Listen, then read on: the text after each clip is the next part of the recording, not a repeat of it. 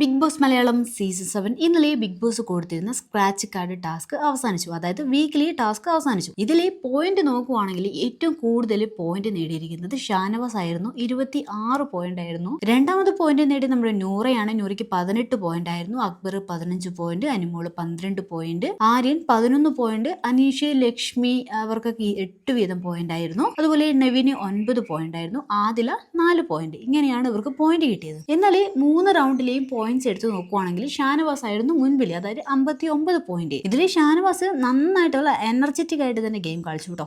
അടിപൊളിയായിരുന്നേ. Last റൗണ്ടൊക്കെ ആകുമ്പോഴേക്കും ഗംഭീരമായിട്ട് കളിച്ചേ. രണ്ടാമത് നമ്മുടെ ആര്യനാണ് 51 പോയിന്റ് ആയിരുന്നേ. മൂന്നാമത് നമ്മുടെ നൂറ 46 പോയിന്റ്. നാലാമത് നമ്മുടെ അനുമോളാണ്. അനുമോള് 41 പോയിന്റ് ആയിരുന്നേ. ബാക്കിയുള്ളവർക്കൊക്കെ ഏതാണ്ട് 26, 28, 30 പോയിന്റ് ഒക്കെ ലഭിച്ചിരുന്നേ. ഇതിന് ശേഷം ബിഗ് ബോസ് ഈ ടാസ്കിലെ ടോട്ടൽ പോയിന്റ്, അതായത് വീക്ക്ലി ടാസ്കിലെ മൊത്തം പോയിന്റ്സ് എടുത്തു പറഞ്ഞിരുന്നു. അതിൽ ഒന്നാം സ്ഥാനത്ത് വന്നത് നമ്മുടെ ആര്യനാണ്. 261 പോയിന്റ് ആണ് ആര്യൻ നേടിയത്. രണ്ടാമത്തേത് നമ്മുടെ അനീഷ് ആയിരുന്നു. 198 പോയിന്റ് ആയിരുന്നു. രണ്ടാമത് 188 പോയിന്റ് നേടിയത് നമ്മുടെ അനുമോളായിരുന്നു. നാലാം സ്ഥാനത്ത് നെബിൻ 159 പോയിന്റ്. അതുപോലെ അഞ്ചാം സ്ഥാനത്തേക്ക് വന്നിരുന്നത് നമ്മുടെ ആദിലയാണ്. 133 പോയിന്റ് ആയിരുന്നു. അപ്പോഴേ ഈ ടാസ്കിൽ വിജയിച്ചിരിക്കുന്നത് നമ്മുടെ ആര്യനാണ്. രണ്ടാം സ്ഥാനം അനീഷിനാണ്. മൂന്നാം സ്ഥാനം അനുമോൾക്കാണ്. പക്ഷെ ആ ഒരു സ്ഥാനത്തിന് പ്രസക്തി ഇല്ല കേട്ടോ. ഇവര് എന്തായാലും 3 പേര് നന്നായിട്ട് തന്നെ ടാസ്ക് കളിച്ചു കേട്ടോ. സത്യത്തിൽ ഇവിടെ ആര്യനെ ഒരു കള്ളത്തരവും കാണിക്കാതെ തന്നെ ടാസ്ക് കളിക്കാമായിരുന്നു. കാരണം എന്തായാലും നല്ലൊരു കഴിവുള്ള വ്യക്തി തന്നെയാണ് നമ്മുടെ ആര്യൻ. പക്ഷെ എങ്കിലും മൂപ്പര്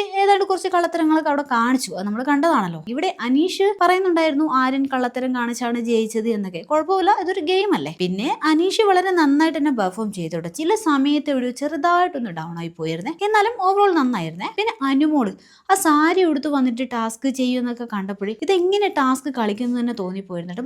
പക്ഷെ എന്നാലും നന്നായിട്ട് തന്നെ കളിച്ചു കേട്ടോ. മൂന്നാമത് എത്തുക എന്ന് പറയുന്നത് നിസ്സാര കാര്യമല്ലല്ലോ. പിന്നെ ഫിസിക്കലി നോക്കുവാണെങ്കിൽ അനുമോളേക്കാൾ ഫിസിക്കലി ഫിറ്റ് ആയ നല്ല ഹൈറ്റ് വെയിറ്റ് ഒക്കെ ഉള്ള ആൾക്കാരുടെ ഇടയിൽ നിന്ന് അവരോട് ഫൈറ്റ് ചെയ്തിട്ട് മൂന്നാമത് എത്തുക എന്ന് പറയുന്നത് വലിയ കാര്യം തന്നെയാണ്. എനിക്ക് തോന്നുന്നു അക്ബറിന്റെ ആ ഒരു പാവകൾ നഷ്ടപ്പെട്ടില്ലായിരുന്നെങ്കിൽ ചിലപ്പോൾ നമ്മുടെ അക്ബർ ഈ ഒരു പട്ടികയിൽ ഇടം പിടിച്ചേനെ കേട്ടോ.